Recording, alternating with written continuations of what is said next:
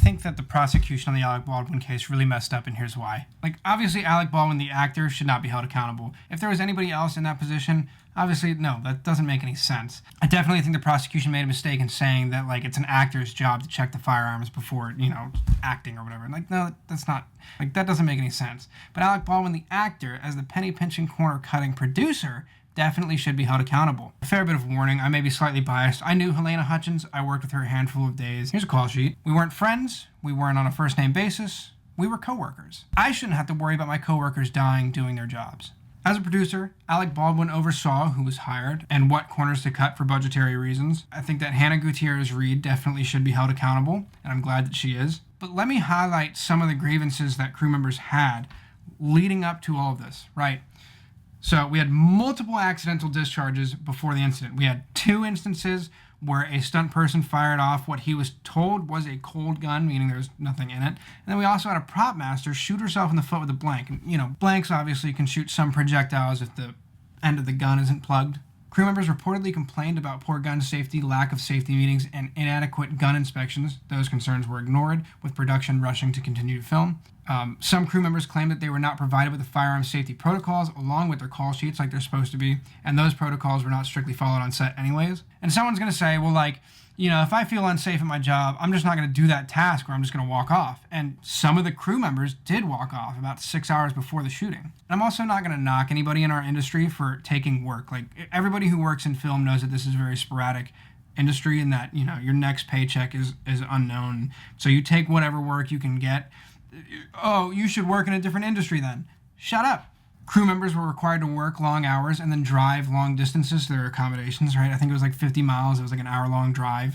No hotels that were close by. And that's after working like a 13-hour day. So you're hour there, hour back, 15 hours. On the day of the shooting, there was no union prop master on set. There are claims that a set medic was absent during crucial times, such as during the construction of sets, which is against standard safety practices. And there's a whole plethora of other instances that were just leading up to this moment. I don't know if it was ever confirmed that they were doing the target practice thing at lunch, right? They said that they took the prop guns and were shooting soda cans or something with that. I don't know if that's necessarily true, but obviously that's a factor to look out for. And a lot of the crew members complained, and it mostly seems like it fell on deaf ears.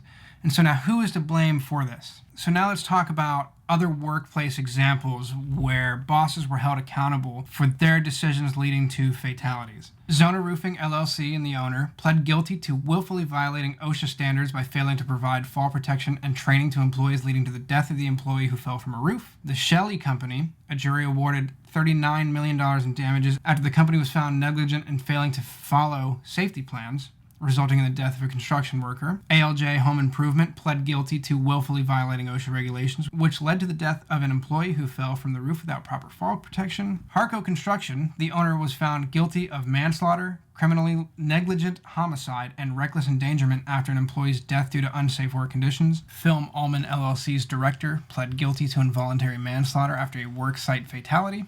The first assistant director and executive producer each received 10 years probation, and most of you will recognize that as the Sarah Jones tragedy, which sparked the Safety on Set and Safety for Sarah movements. And so that's my argument for why Alec Baldwin should be held accountable. I don't think that as an actor, obviously it's so silly to think, like, if Jim Carrey had a prop gun and he shot a director of photography, like, that's not Jim Carrey's fault, right? But I would take a look at the armor, I would take a look at the props, I would take a look at the producers, I would take a look at the ADs, I would take a look at everybody who was involved with this. And I think that they should be tried in front of a jury of their peers and given a fair shot to prove themselves innocent. It's innocent until proven guilty. I'm really upset to see that Alec Baldwin won't have to face those charges. And who knows, it might not have been him to make any of those decisions at all. I think that it's a disservice that we'll never get like a definitive answer on whose fault it really is. But yeah, I see a lot of people like praising, like, yeah, this is the dumbest thing. Like, obviously he shouldn't be held accountable. Like, no, I really think he should be held accountable. And I just think that this is going to lead to producers not being able to be held accountable for them putting crew members in dangerous situations. I don't know all the facts. I wish it could have been left up to a jury of our peers. But yeah, I mean, I truly believe that this was a botched trial. They did a horrible job. I'd love to hear any thoughts that you have on this. Like, what did I miss? I mean, am I crazy? Like, I don't know. Am I the only one who thinks this? I've been going back and forth in my head. Like, is he? I don't know. So I am looking for somebody to change my mind. So if you're that person, leave a comment. Thank you.